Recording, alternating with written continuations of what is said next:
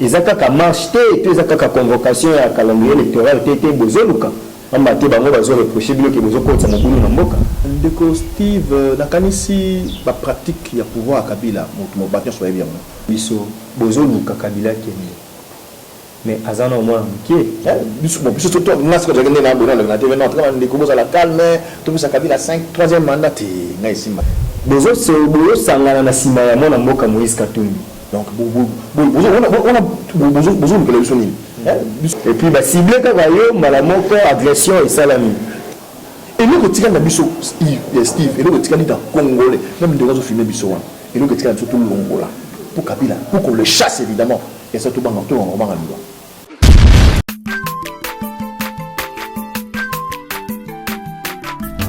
azamwana motote o akosangai abongwa ni pete po awangata Nzambe ya le Nazarien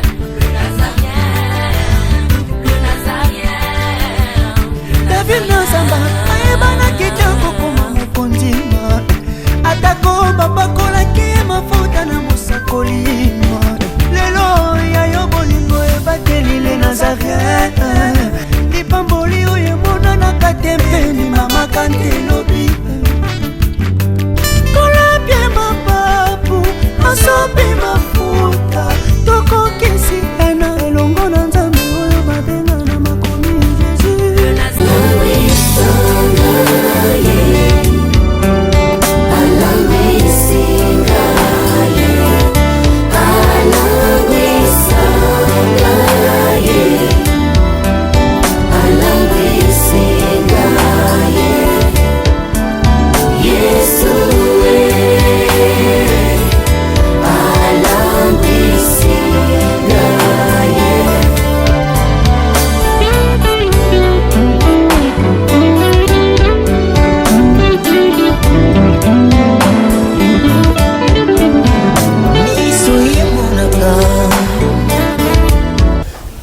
Omabota na bino nyonso bozuli bakumalamu ya kolanda penza émission na bino masolo ya mboka na www.lenazarintv.com batata ba mama bilenge bino bozwami partout dans le monde bino bozwami vraiment na mokili mobimba na ba continent yiso tozali bongo mwana na bino mopanzisango na bino Steve Kambanga esengo ezali ya kolakisa bino ke toyami moi politique moko po azali mopanzisango po azali moto na bwanya bato bazali kobumela ekolo Congo démocratique moko ya ba combattant interne moko ya bato bazobundela bayokaki basango yango esengelaki lokola bapanzisango to ya penzati esika azali to ba nini elekaki le 31 juillet moleki kasi ya monala kisabino invité na biso tozonga na sima ya masini totala na bilili oyo ebongo tokutana na sima pona ko la kisabino oyo toyambi na tongo ya lelo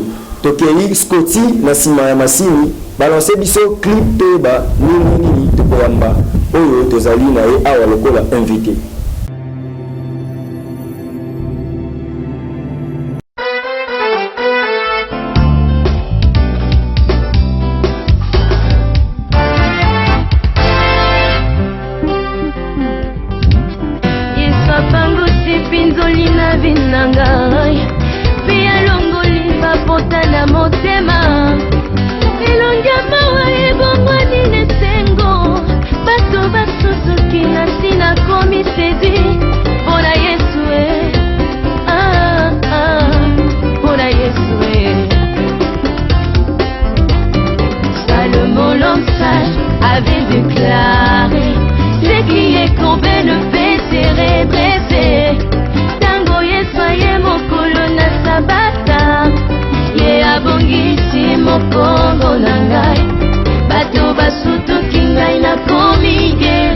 Ok, tozongi penza awa na plateau ya biso ya masolo ya mboka ya bikenze mboko esali bongo plaisir na la princesse de l'éternel maman Fanny sali pe plaisir bongo na famille mobimba le Nazarin maman Plame Alain Pressier Scotty mutozali na sima ya masini kasi maman na likambo ezali na émission ya lelo to ya mimo na mboka Jackie Ndala le sako ya mwana mboka Losako pe matondo mingi ndeko Kambanga Steve Nzambe apesa kimia apesa biso kimia apesa pe bolingo mingi penza na bande ko nyonso wota la biso lelo donc merci na site na bino les Nazarin et puis na ba konzinyoso et puis na ndeko za kusoma biso za bilili Alain Poissé na son na image merci. OK, merci mon mboka ngala bokolo mono na nzoto ezali bon tout ça na biso ça va santé za bien koko son pendant na ndinga nzoto ezate le beaucoup les aliments choc soit sportif hein ça va donc ça va na bien ya motoko tana mamunyo so tozo la kisaki azali président ya mouvement citoyen moko MRPC MRPC zali mouvement de réveil et de prise de conscience et de prise de conscience donc vous comprendre que MRPC ezali moko de mouvement citoyen la raison pour laquelle mon mboka na l'employé azalaki agressé mokolo ya Mboeleki le lundi le 31 juillet où ezalaki pour la marche pacifique pour la kosenga na CENI à présenter calendrier électoral.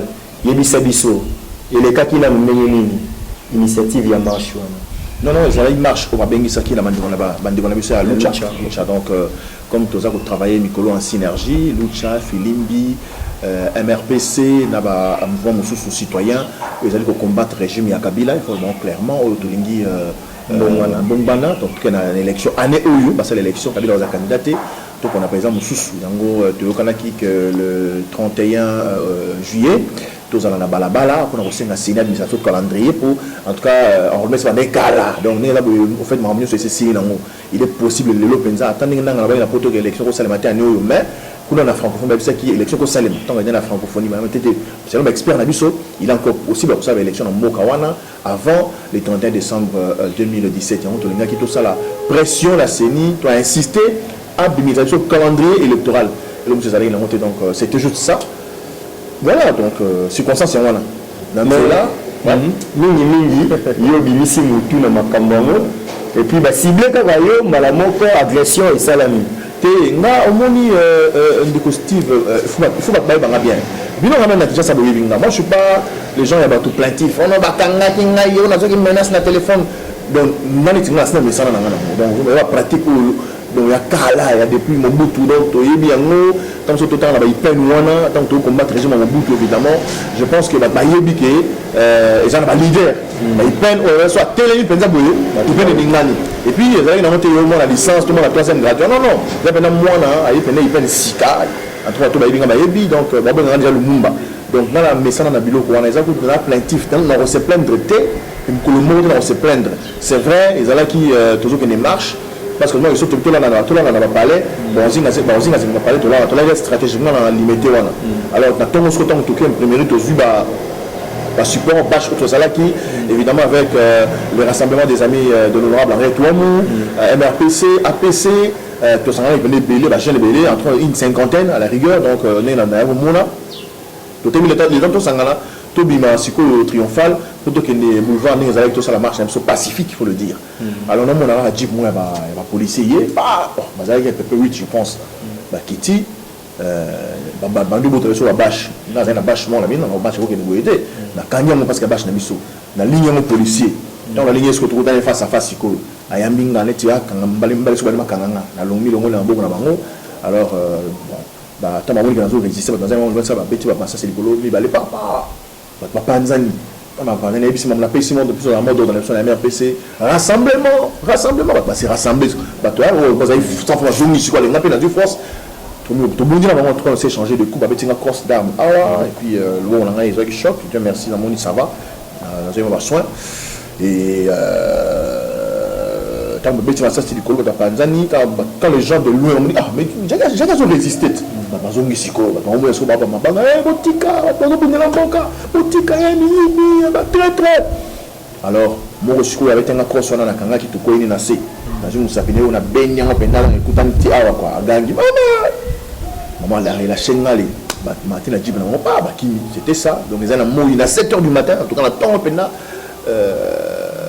tout beaucoup de soit qui ba les yunga na kufi soit kasé qui bakangi ngai et donc là vraiment bon il faut quand on va qu'il y a un char de combat alors bon pena ba pena no to blindé bakanganga fabeta masasi na kufi sur place baje de menanga mais kokena peut na bon moyiwe et aux amants matata ils appellent en matata donc ba meka pour tout sauter et aux amants matata kasi bo convoquer marche et ce qui peut arrêter na Bukavu bakangi ba tebele na Goma bakangi ba tebele bisika nyonso bochaki ba marche wana parce que pourquoi pas ceux qui marchent na bino un objectif ya solo mais tant bazoboya côté bazoboya bo marcher ils ont problème les amis na c'est que les amis le comme ils en a c'est ils ont qu'à marcher et ils ont qu'à convocation à calendrier électoral tété bozoluka ambate bango bazo reprocher bilo que bozo kotsa mobulu na mboka ndeko Steve na kanisi ba pratique ya pouvoir à Kabila mo batien so bien lelo omoni biso eux to banga souté parce que biso to vivre dans Mobutu malheureusement mais ça les agneaux tant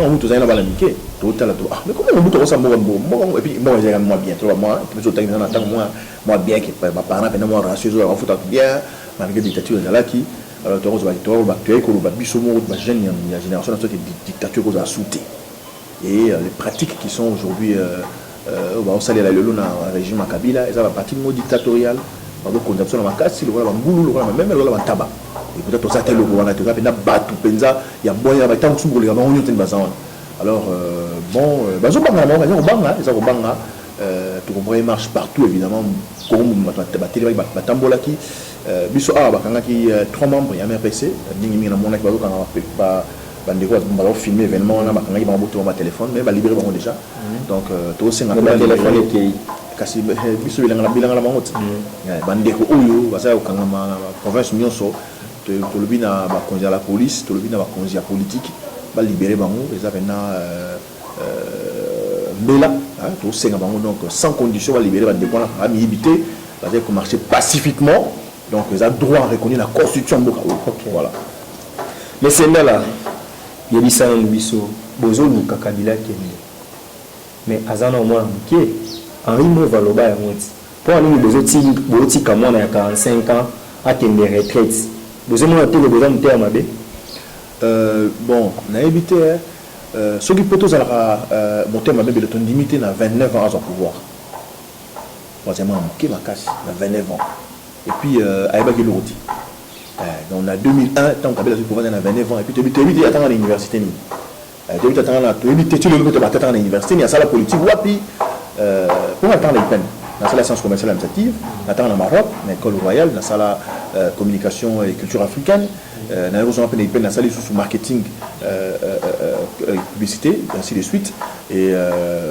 na tanga ba classe mso bazo ba utata mso benga pardon ba tanga na benga ndiko Steve bi sai non entre tanga na Jackie asai mama ile mukie azai mama ile mukie pour ça pena so ba PCTP à 5 na chiki na sali PTP ba makie to zuper la classe donc to yebi yo potanga otanga na tanga na ifasi voilà tanga ifasi ba classe ni bazali belé tanga ka même malula sala droit voilà yebi ko za formation na mbosa la na curriculum voilà donc yo tanga donc on a évité mais pour l'instant je pense que les importants ils allaient voilà les importants ils allaient moi la muke mukolo et koki jamais ko sale mandenge donc ba lo mawana mais je vois les gens ba langage moi tout moli donc ndenge za na consul ba gi mandam mo komi balé et si donc toujours ils ont comme mutema bete avec comme mutema la muté et puis comme olinga muté pour moi c'est mutazati elle comme ya ko respecter mi beko za na kata muki constitution et lobby 5 ans mandat liboso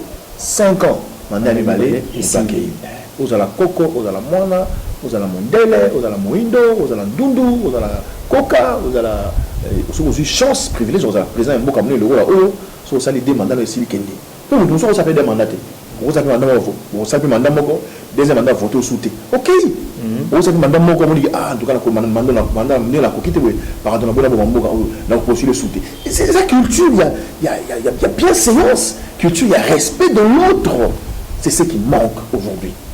Mais c'est là, Jackie, et le Komoko, Tozo, Mitungisa. Bino, Bayi, opposition.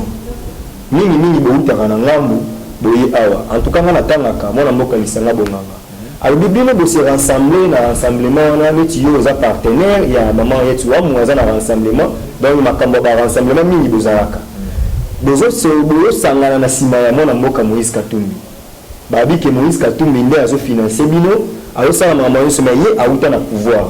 oyope outa na pouvoir parce que tant bozala ki kuna omona ki mabete tant boye mupanzo boye mabe est-ce que boza ba esprit batindi bino po kosa na bino kaka ne population congolaise to boye vraiment mission ya solo na opposition na ndeko Steve na ko répondre na ndeko lisanga bonganga te pour bon azo mériter réponse na maïté parce que yemo déjà ndenge zawana azali na opposition lelo aza sima ya pouvoir aza soutenir pouvoir pour bapesa mbongo pour bika pour libota na eza malam alors mutuleti ngai na lo malam ngamoko Jackie ndala nazali na pouvoir bon pour na pouvoir n'était bon peut-être dans la institution c'est vrai mais il y a soutenir vision il y a 5 chantiers vision il y a révolution de la modernité à Mandela Mbalé à Kabila na yeba kipé qui est en comme en 2016 OK majorité présidentielle aux alaki plateforme nanga parce qu'on avait la partie à l'endroit de Malanga CCU dans les cadres et puis nous avons les journalistes RTNC donc maintenant cela là nous avons obligé sur le plan idéologique la philosophie qui est soutenir Joseph Kabila mais na yeba qui en 2016 au sangana la majorité la cadre de la partie pour nani à Kozala dauphin à remplacer Kabila dans l'élection au Salem en 2016 alors tant que tu peux monitorer au sangana net ah voilà ni comme le va bien yo jakel ba langue 4 langues nationales mais tant aux émissions faut le va voir comme affaire on va ni toujours qu'il ne veut faire un mandat s'il vous plaît vous allez sérieux donc on a besoin de l'élection bon puis surtout on a ce que j'ai gagné là bon la TV non quand on commence à la calme tout ça Kabila 5 troisième mandat ngai simba na loba ya na réunion na loba dans son courage bon dans son courage dans la courage na ngai dans la foi et sincère quand je parle donc j'ai pris la parole dans la salle j'ai dit non évidemment vous ne nous aidez pas nous sommes encore jeunes nous avons des ambitions nous avons tout ça la vision tout ça tout le monde a mboka mais est-ce que bien ça Kabila fait le moi j'avais une émission à la TV, la salle émission, la mission, la pleine émission, la RTNC2 dans le bureau. En tout cas, il est temps, Bissot va majorité, va soutenir Kabila, Bassangana déjà, évidemment, on a une autorité morale. Pour la l'élection de Kinde Oyo, à postuler, à cause de la candidate constitution de l'objet en haut. Tout le cas déjà, qui va remplacer le Raïs dans la TV. Donc en tout cas, dans la majorité, il est grand temps de se mettre autour de la vision, n'est-ce pas, pour savoir qui va remplacer le président lors de la prochaine présidentielle. Et monsieur, dans la RTNC 2, monsieur Tozala, c'est bien amené les alicos, tu as bâti mon moko. Et monsieur Salam, maman n'a régi à trouver. Qu'est-ce que tu dis là? Non, mais qu'est-ce que j'ai dit? Mais c'est la conscience qui dit des choses comme ça. Ah, la 6 émission, on a continué à monter à la zone, il a un on m'appelle tu sais que le ministre n'était pas content. J'ai dit non, moi je ne suis pas là pour faire plaisir au ministre. J'ai fait plaisir au texte. Il répondait à ah, mais tu te prends pour qui? Mais c'est toi, tu te prends pour qui? Personne au-dessus de la loi. Moi, du soir, je t'ai épargné par détail. Après 2 jours, on a dû être mon corona. Non, on a suspendu. On a suspendu. Après, bon, ça m'a invité à la TV. Willy Macron, on a TVS1, on a dit qui? Il y a un si que d'autres problèmes à casser. Le boudra de la négacé. On a peut-être besoin de salati. Ce côté, on a pété sur la TVS1. La TVS1 a une agressivité. La TVS1 a vanni son cycle.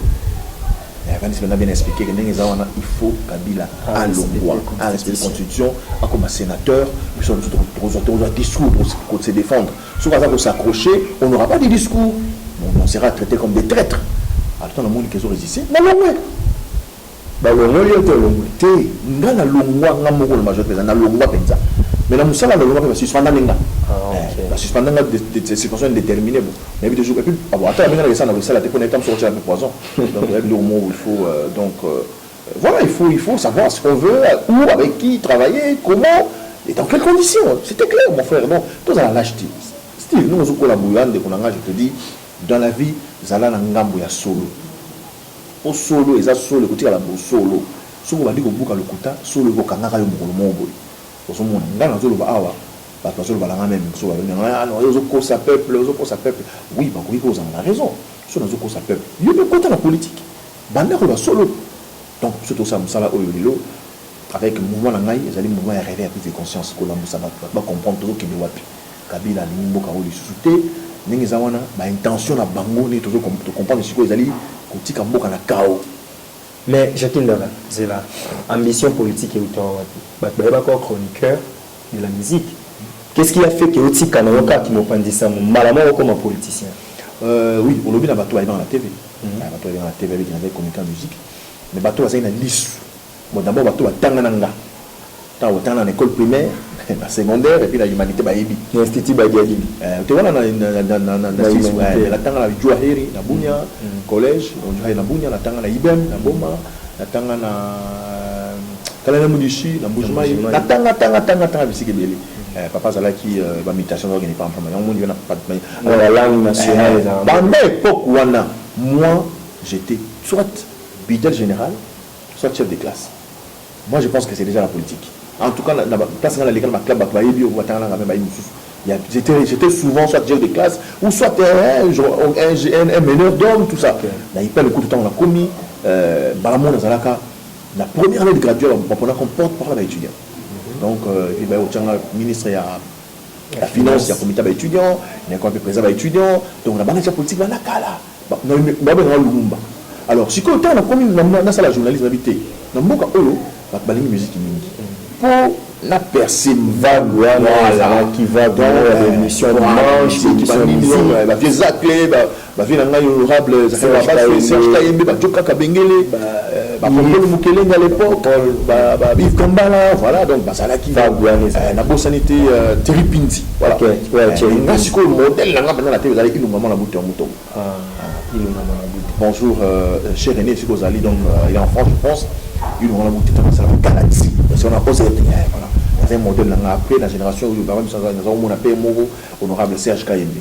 Donc on habitait là, n'est-ce pas bien faire une émission de musique. Voilà, on a eu dans le monde Moki, j'ai dans la vision c'était ça en fait, d'avoir des savoirs combo. Donc femme ça combo pour ça. Voilà, on comprend. Donc c'était la stratégie, une émission de musique, mais tous ces gens qui me suivaient l'émission de musique, on a vu un jeune homme qui vient là avec une émission de musique voilà. Un costume, cravate. Oh, mais musique à minuit. Tu vois là, c'est une musique avec un costume, cravate. Oui. Puis après, on s'est imposé comme un style. Même dans la mission, on a rôle toujours. On a sensibilisé pour la réveil, la prise de conscience, respect à Moka, respect à drapeau, respect à bien. Dans un condamné à Koulouna. Donc j'étais en train de passer un message politiquement sur le réveil. Il y a comportement, il y a un niveau sociologique. Voilà, donc c'est un peu ça. Donc, il y a un cheminement logique normal. L'expliquer donc politique banque à la patte. Quoi ça les cas, quoi ça la combo, il faut toujours une stratégie mon frère. Sinon donc stratégie ça t'est donc voilà. Jacques Ndala biso au quotidien de la politique aux alaka mais ce qu'on bimisi vraiment banzaka oye bandi au soutenir Kabila. Tant que bandi au soutenir question on tourne qui une émission que l'amba précédemment mais toujours bandela yango parce que bato bazo benga bazo insister sur yango. Balobi lelo yo ozoboya Joseph Kabila mais tant bozalaki kokumisa ye boyeba kite kaki na botine ya mbula boyeba kite ki azalaki incompétent mais pourquoi bondimaki Congo mobimba oyo epesa ye charge wana a diriger pendant que bato mayele ebele baza na mboka et bondimaki lelo oyo bozoloba po bozofinga ti bozoloba oyo yazali et bondimaki bopesa ye mboka mobimba diriger. Ok, question très importante. Nous répondons calmement vraiment. Ok. Bandegotan Kabila, le père Aye, Mouzé Aye, Azaki, Ayaki Namandoki. Un moyen où nous a dépensé qui y a Vinaye, sacrifice à Sala qui m'a la Sala. Donc pour avoir courage, on a tiré l'eau, sacrifice à Vinaye, ma momie à Kofi. Tant que Baponi va tchamon en a pouvoir. Bon. Et moi, c'est vraiment logique parce qu'il y a des Ndouki, tout ça, il fallait. Tout ça, le pouvoir, donc, à vrai dire, illégitime. Mais comme au bout de passe en Bourg, il y a donc,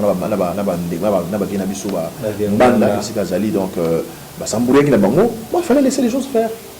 Kabila, tu es président, qui a la négociation à Saint-Titi, on a des étudiants. Saint-Titi, tu as maillé le but, tu as terminé le docteur.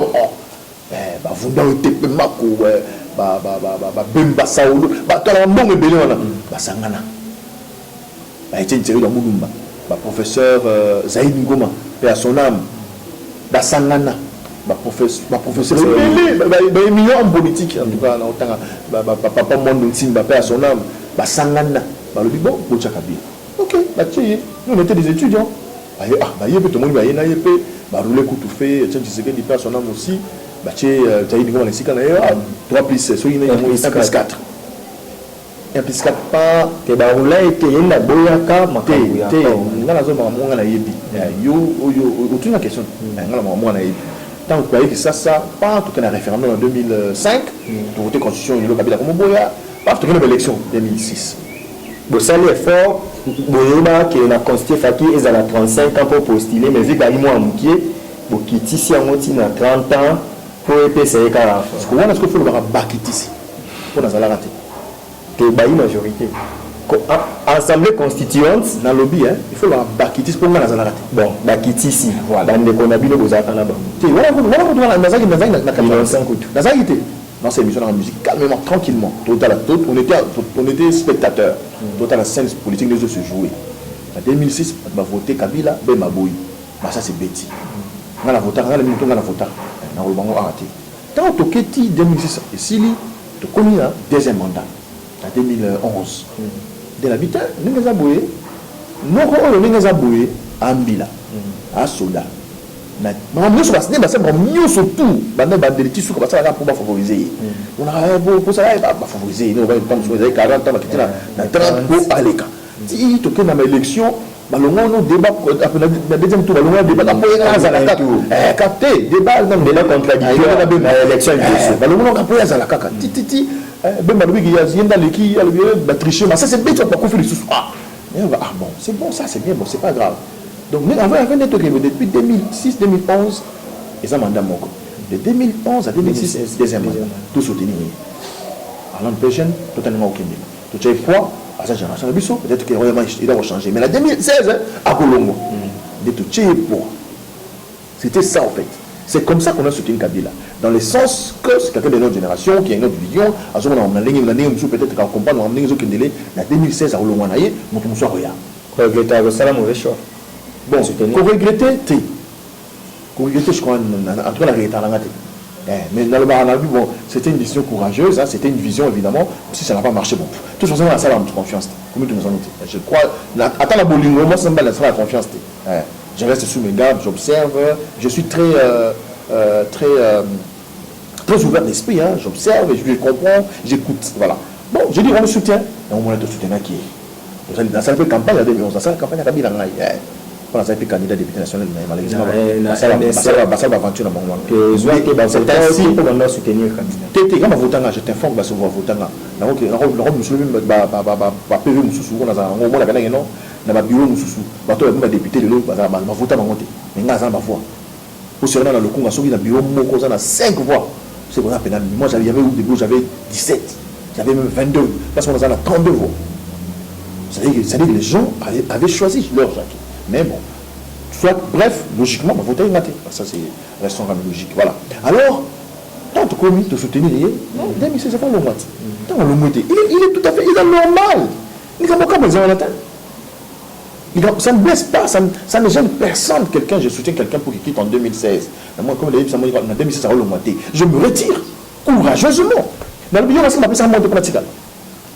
Yo ça on va proposer à la vice ministre kasi ndenge bazwa binoti ba boza na opposition na moi na butu boza kuna bo solo la tam on a Steve que baramio so wana ba mongo ba proposer ba fonction ba proposer mais la boya parce que naza na conviction personnelle na mongo naza na vision na mongo personnelle ya on a une salle et ozo ku fanzala dans le bon raté mtoko ça na moi to chema tembele ozo bukama tembele na simanda ko ozo boya bukanga lonzi non na boya bukanga lonzi bukanga lonzi mo ni boya ezala rasute mais c'est une femme il pas ça c'est entre bukanga lonzi ezala rasute ezala rasute mais na bilanga na simanda ko ezo continuer na boka na mai chaque tongo papa na boya na tembele na li calmement na ko fanza na ndeni est ce que na mbo so mta ko vizela se so mta ko senga se boka bilanga ye to liete az aventurier nambo sabila na sima ndako na yo batembele ozanga te ole watana mbala batembele na bilongi ole wana kwanga ole watana manio batokisa batembele c'est nga peut-être mungu pilipili pas voisin pas boyenga na katu finiki pas normal au milieu pe journée pe legi ba sepeli ba minimai j'attends la tole kalmutuna et nous ozo ba biso Steve na mboka oyo biso ba jeune et puis ba politique ba éminent politique et ça le caution mbongo ba balingi un lokumu c'est ça qui nous tue. Si on apprend à être humble, il y a qu'à s'humilier. C'est vrai,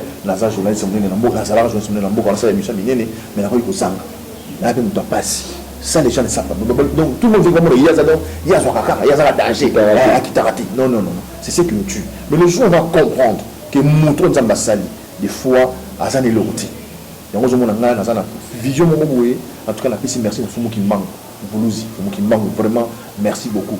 La vision, on a des abouillés, bango lelo, ceux qui n'ont la koufi, la lutte dans ça, je te le dis dans cette émission, bon, image, d'autres, on a beaucoup de formalité. Oh, tiens, on a beaucoup de formalité. Bazunga kaka, bazunga, batuminga. Batuminga, bazu poussière, il y a poussière, il y a un autre langage, parce que moi, on a un balai de bosso. Kachil Mouinan Thème, Jérémy, alors qu'on passe à boire un fleuve, on va boire qui est ici. Réincarnation. Il faut enseigner aux gens que ce corps ne sert à rien. C'est costume, cravate, c'est du n'importe quoi. Et on est hindouisme. Et c'est hindouisme, c'est conviction, c'est une vision, je te dis. Il faut apprendre au Bantou, particulièrement au Congolais à RDC, que ce corps, c'est rien. C'est rien. C'est rien, je te dis. Le jour où tu verras ça, tu vas te dire, waouh, ça sert à rien. Non, ça sert à rien. Moi, gardez-moi avec mes histoires.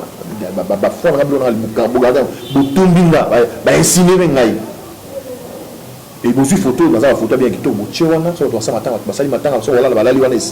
Histoire spéciale, on va dans la boutique là. Son dans la salle ma casse, va tenir ma lampe. Bon, moi, comme on est poussé dans des ngenai. Mais nga, na zola na terre, ba tuki nzoto o les autres ça biso trop nzoto o. On doit confier la cercle bien, parce que les décor, la petite costume cravate, autant la cercle là, aux là. Non, c'est rien. C'est rien, ce n'est même pas lui, il n'est pas là. Il n'est pas là. Et c'est ce qui nous tue, le lendo. Même dans les cercles, on reste orgueilleux. Et moi, non. J'ai dit aux gens que ce corps, c'est rien. La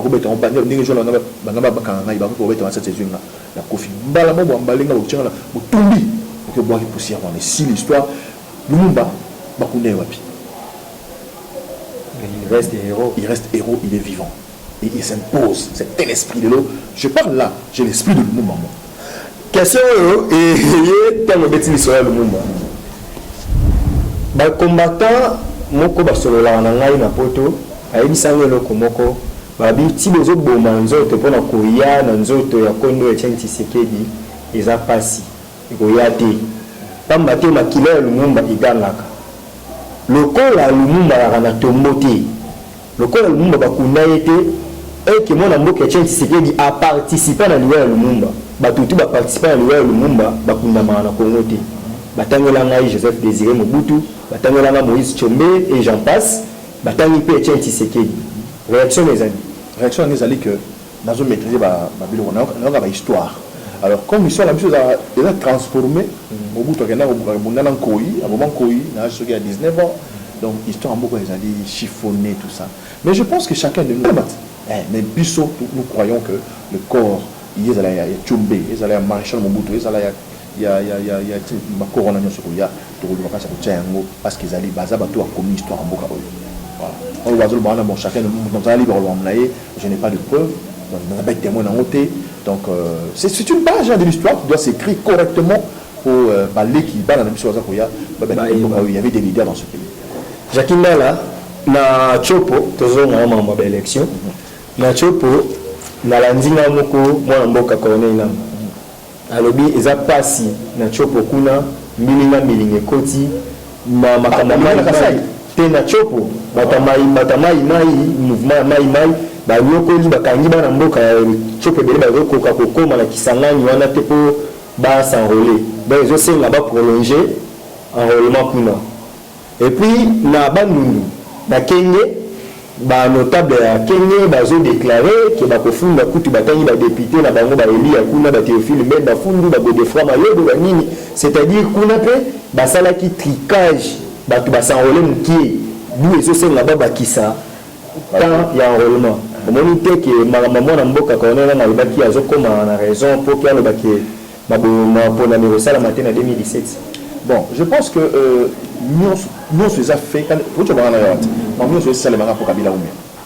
nyonso c'est ma kabuka ndé Kabila ka maman botaki donc bazui ba commune le président de la République batako ba président ngoya mo na zo komisa nani ndeko Kagame c'est vrai mboka na ya dictature na zo futa batu bien bazo lia bien et puis mboka ne tomba sur le plan économique sur le plan social ya ko sakalate mais biso vraiment Kabila vraiment nanga soza complice nanga yeba nanga yoni mo za on la kate na mboka o il faut tout ça le système mon so inga la député na biso ba to faut voter ba loi moko neti ba peut Kabila boy ce ka ce comme makile tangi sur na mboka o kaka pona yi donc il faut une loi qui tous ceux qui ont trompé ko ba tangi sa makila ba na mboka o famille na bana na ba na 5e génération ba ko occuper ba fonction d'état. Il faut qu'il y ait une loi comme ça. Où identifier paf, au moins la Jacqueline, papa n'a pas exemple là paf, il faut participer à la gestion des choses publiques. Il faut que les gens soient disciplinés. Il faut des mesures dont il y a ma casse donc on a fait tout ce que tu veux, mais au moins nous savons que Kabila n'est plus présent de ce pays. Il faut qu'on se le dise. On discute pour rien, on se plaint pour rien. J'avais dit avant, déjà avant que le 19 décembre il y a 2016, dans le Bonabi, tout le journalisme, non, quand tu as subité, pour Kabila, non, à partir il y a le 20 décembre, Kabila a son président à Moka Oyote. Kabila va gérer ces pays, na Kalachnikov, na Otacha des combats. J'avais dit ça. Il y a un Tchelibino ba photo à la tiba tenue. Mais j'avais dit ça. Mais j'avais dit ça. Les hommes Sabino étaient. Ceux qui combattent oui, bazar. Et nous sommes là derrière tout ça là. Tout ça là. La victoire. OK. Non, on va gagner. Et nous que tika na biso Steve, et nous que tika dans Congolais, même de razo filmer biso. Et nous que tika surtout l'Angola. Pour Kabila, pour qu'on le chasse évidemment. Et ça tout le monde en loi. Mais quand on a Deko, Ramini, Okokufa, Kaka, attendez Nini, Okokufa, même temps, nous sommes la moto Koufi. Okokufa, même temps, nous sommes tout Koufi. On y est pour nous lier au Yali au Souko, le Banama, il continue à mettre au Tchèque travail. N'a tout nos assutés. Ça existe ça. Mais quand il faut opérer, Okokufa, on veut faire la sida, on veut faire la malaria. Tout le monde a un banga. Surtout le monde banga. Je vous dis, Kabila va fuir. Alors, on attend avion. Alors, qui m'a Makolo.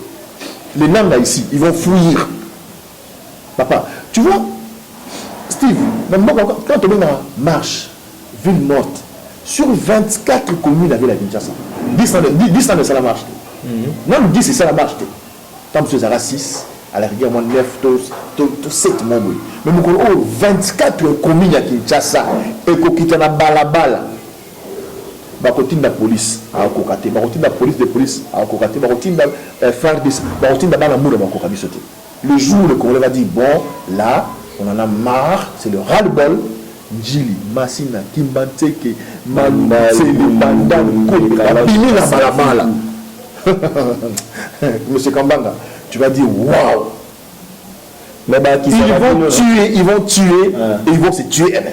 Baliba Kizarabino, Bobomba Banabino.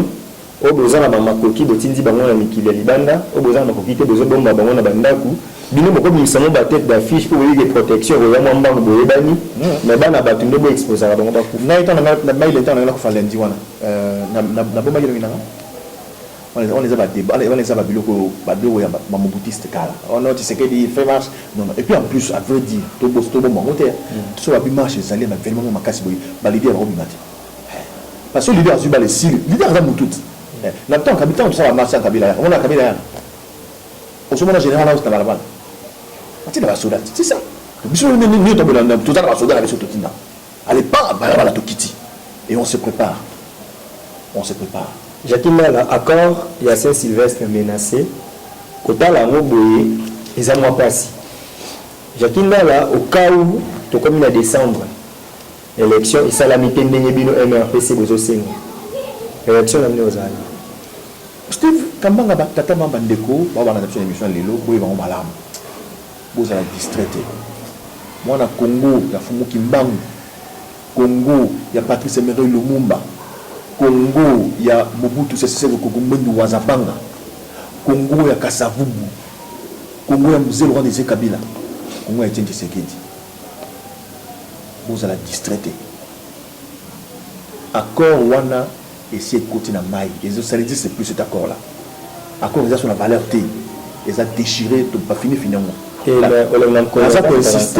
insister sur la question et ça m'a tellement dans la boigne accord exerce une valeur et ça n'existe plus dans le moment de toquer boyer vous avez très attention bakoki ko surprendre miso ko par exemple sur le mois d'octobre paf élection vous avez calendrier public tout les élections vous avez dispersé vous sangala bato position vous sangala soyez unis et prêts pour aller aux élections. La seule chose que nous demandons maintenant, Bisso, bateau de travail dans notre rassemblement. Félix Tchoubo Seredi, à ce niveau, vous allez le ministre Kabila. À un niveau, on a dit. Ce que Kabila a ministre, c'est pas le ministre qui est venu et comme aventure. À un niveau, on a soutenu. À un niveau, on a soutenu. La seule chose que nous avons imposer le coup de tout contrôler ces tout contrôler les médias publics. Tout ça, la casse. Service à sécurité armée, année, ça la neutre. Majorité, où ils soutiennent Kabila, ce soit majorité, la Mangwana. Vous allez baser le nom de Batiba, la majorité pour soutenir Kabila. Et bah, il va rassemblement. Va soutenir Kabila, faut arrêter, va soutenir Kabila. Autre Tikali Boesco, tout les signes, la Ligue, la Bissot, totalement, Ndeko, Arietouamou, Christopher Fayoulou, la femme Diongo, Tikedi, la photo. Moïse Katumbi, bateau va voilà, bateau va contre le régime Kabila. Il faut tout ça dans la psycho.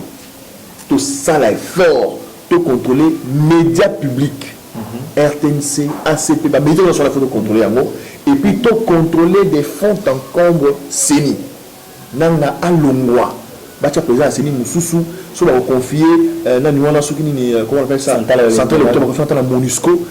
Donc c'est des élections tombent seulement donc à chaque minute c'est de toujours comment ça se passe. Et tout les élections en décembre, Kabila a la candidaté. Soit au mon livre, bravo pour mon livre dans l'audience que le Canada Yemoko, super au tcha, Calais Vaner, Bachala Bango, soit au tcha, Olenganko, pas à faire Moutouna, Bachala Rolling, mais Bissot Tozo, non, tout au mani. Donc il faut la dans cela qu'il y a campagne, il y a élection, tout est parce que ils ont la Félix, tu le moto aux Alani, parce qu'il faut ce qu'on est à niveau rassemblement, les rassemblements, objectif les alliés, alternance. Il faut tout soit sur plateforme électorale pour savoir qui sera le candidat. Comment il est, en 2011. Donc, pour la médecine constitutionnelle, le Kunga, juste 13 députés, mais plus de 1500 candidats.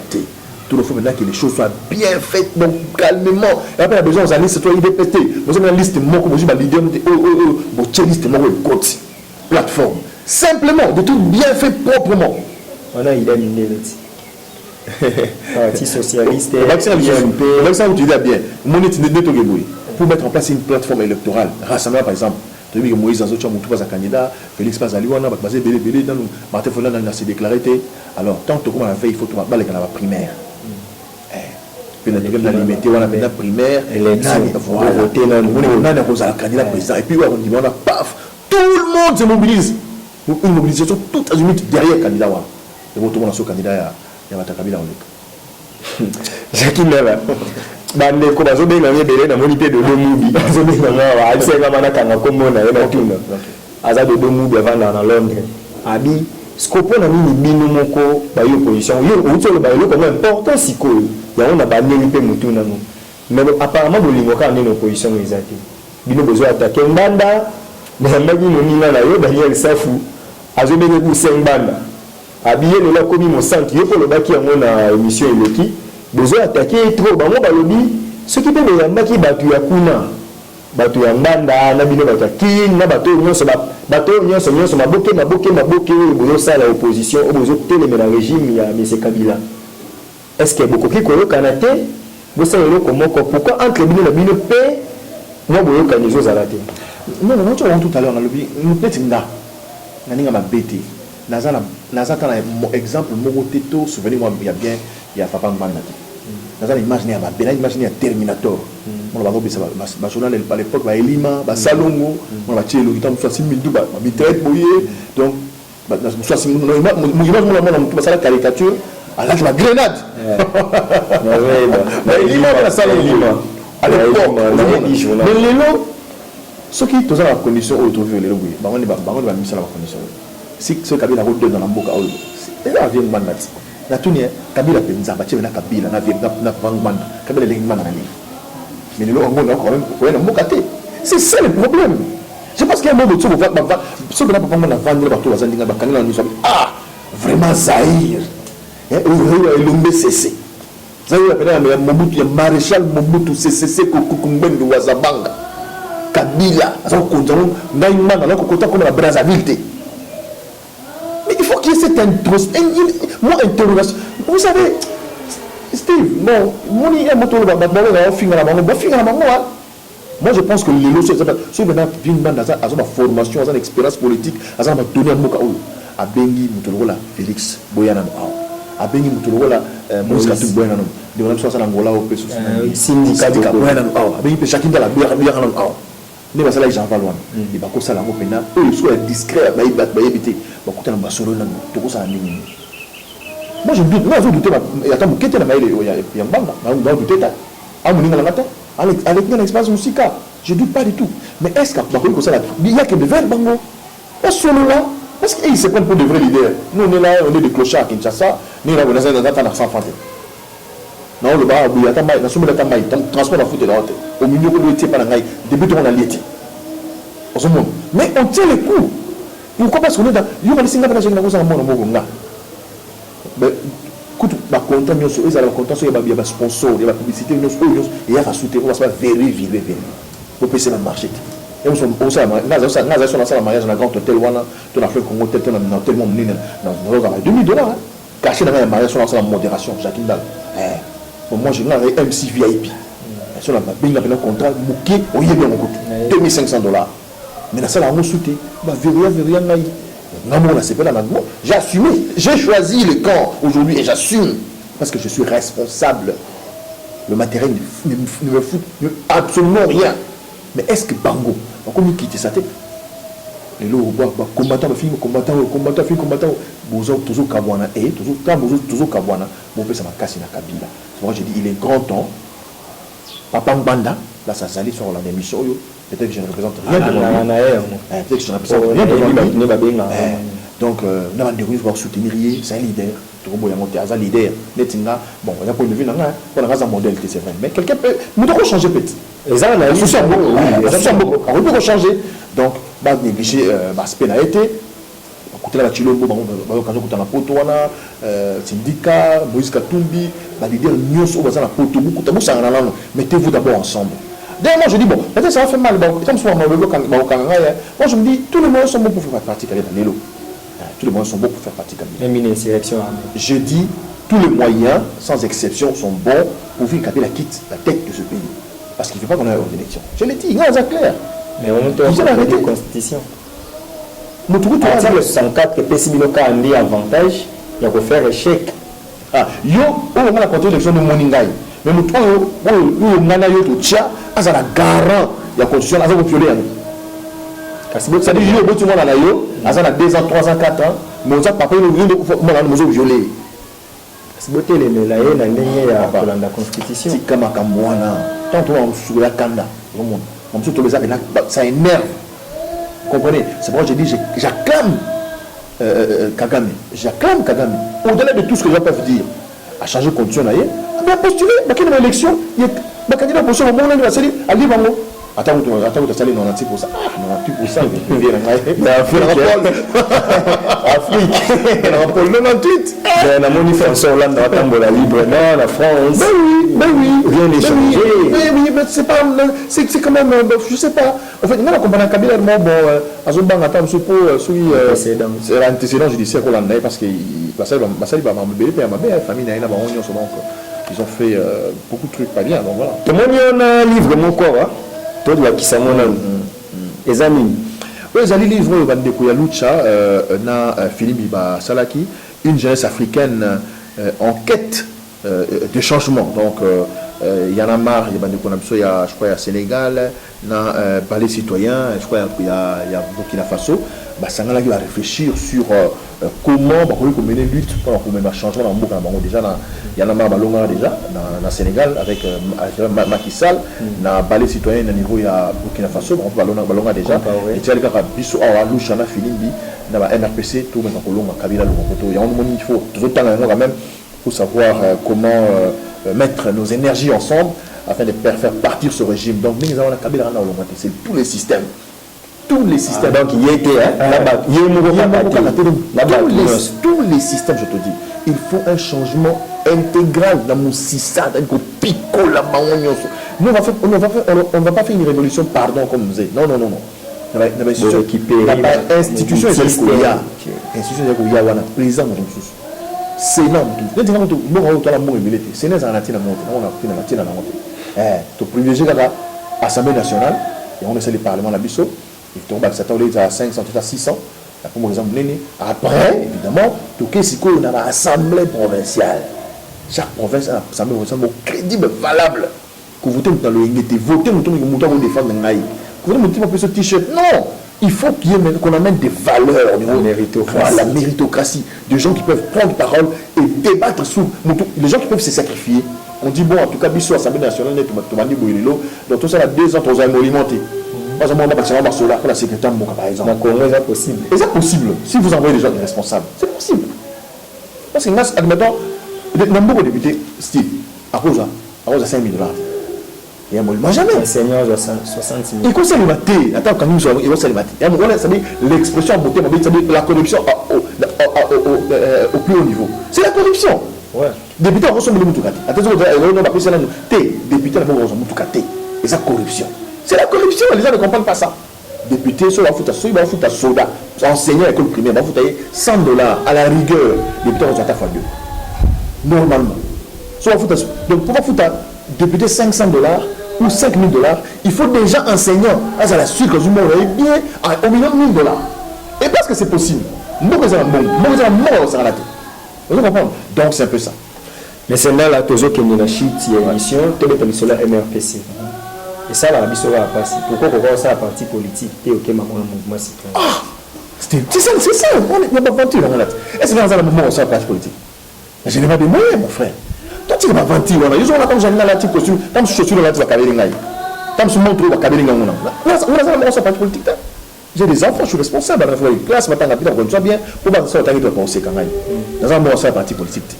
Mais évidemment, nous devons avancer sur une coquille avec une vision, soutien d'un partenaire politique. Comme il y a excellent Kati, où on peut lancer un parti politique, un vrai parti politique. Un parti politique vraiment idéologique. Non, plus nous, les démocrates socialistes. C'est ça. Ma gauche. Voilà. Donc, comprendre que c'est un mouvement de réveil et de prise de conscience.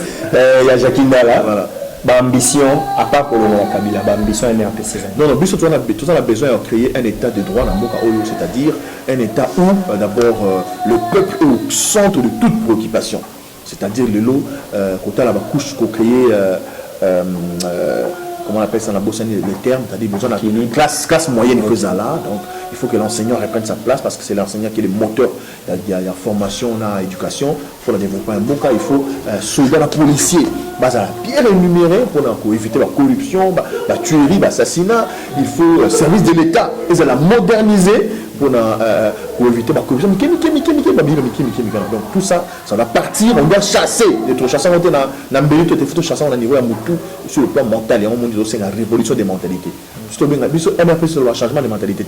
La révolution des mentalités. Et nous disons les changements. Le changement des mentalités, c'est le changement des mentalités, c'est le changement de mentalité, il y a ce monde qui est peuple, on va avoir volonté. Tu vas passer après. Tu vas prêter. Pour le lot, celui qui te le bitoile. On est maintenant, il m'a tapé pour dans le système au foot dans la banque. Mais ma vie, la même chose, agent payé, va souffrir. Ils ont pas si pour les cas. Mais comme ils ont un soutien, il y a les cas. Donc, il y a beaucoup de gens. On est à la douane, on douane, au FIDA, au CC, au NATRA. Tu es bon, on a surtout mon poto, par exemple. À Kinshasa, on a une matade. Première des choses, exemple, parce que on peut voir la police, on va aller dans la MPC sur le Wara. Et là, on y a il y a première nécessité. Et là, on y a Soukali, Mungwa, Miliki, Thompson, tout ce qui est lié à les bandes d'Amboka et qu'on fout à douane.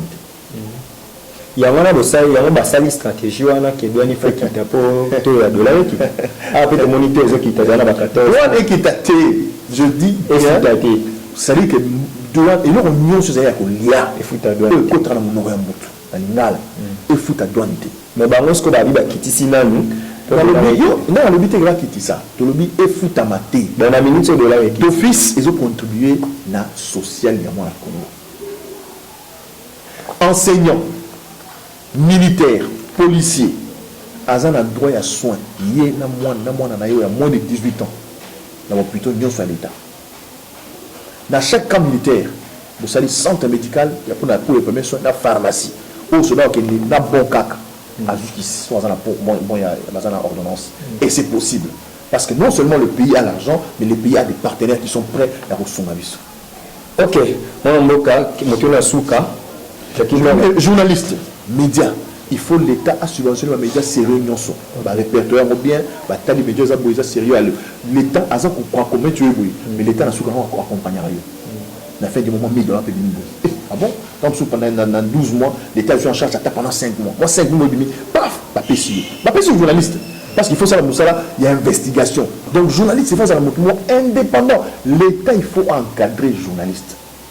Tu vois, par exemple, est-ce que vous avez la carte voilà, il faut journaliste sur la carte devant compagnie d'aviation. C'est ça. Compagnie d'aviation. Ah, RT, Fly CA, Congo TR, Congo Airways. Tant comme la carte, automatiquement, déjà 20%, il y a 80% au Képi aux Zongi. Donc, c'est possible de faire des choses bien proprement. Parce que quand il y a l'argent, donc il y a moyen de faire des choses bien. Et puis, il y a un moment donné, il faut que le président attende la narrage, par exemple. Le président attend la IST. Bien filmé, normalement discrètement. Parce que moi, les pauvres, bien sûr, que tout ça, ça se met les gens, on a déjà parce que la mouture va monter, nous sommes optical.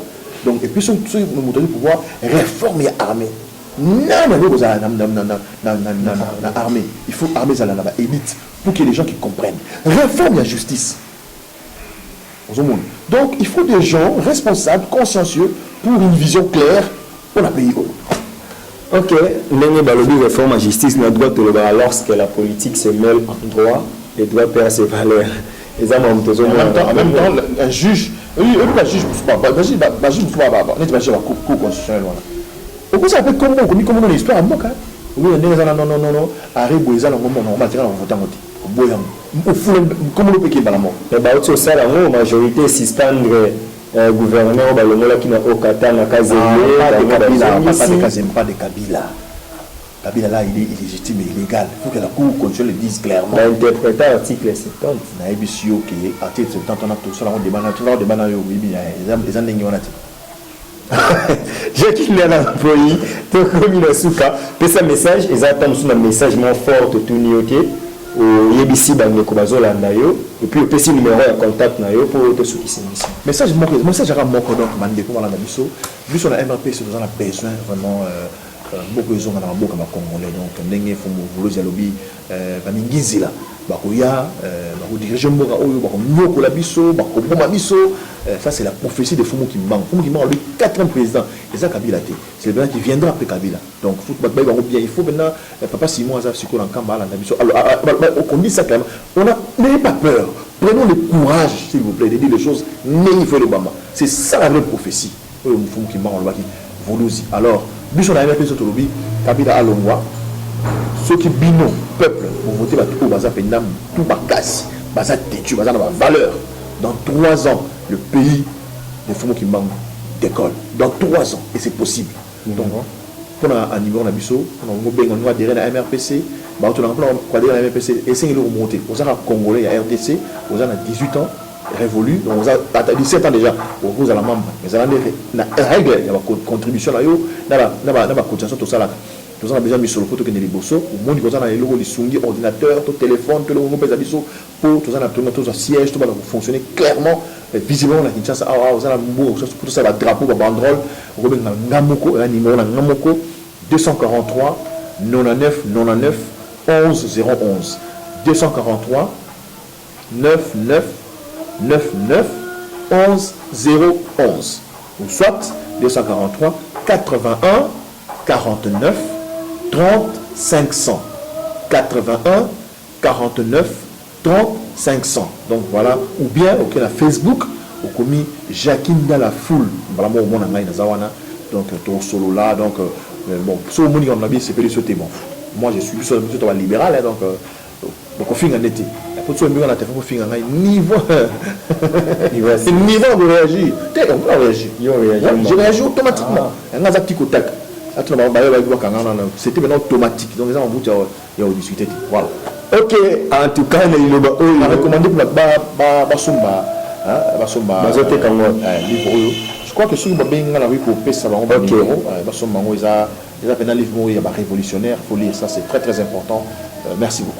Numéro ezawana ya Jakinda Lampoi boko benga ye pe akoyebisa bino nini boko sala pour kozwa livre oyo na boyene to komi vraiment na suka émission bolanda pe émission na bino oyo boko komela kanga ba réseaux sociaux ezaka Steve Kambanga Eshikas bobeta wana boko mona ngai nazalaka nanga vraiment ouvert to kosolola pona oyo etikali matondo mingi na Alain Posi azalaki penza simbaki machine ya caméra na yo pe kuna Scotty sima ya machine esemezalaki vraiment la princesse de l'éternel maman wa boboto to pesi yo matondo mingi équipe mobimba ya Lena Zaran TV to komi nasuka baboye na ebisi bino botikali na kimia o maboto ya bino to kutani na mbala sima na invité mususu bye.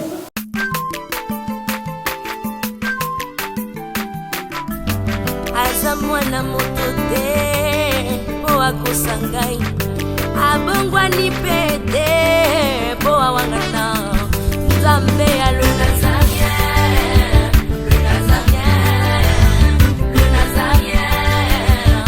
David Nazamba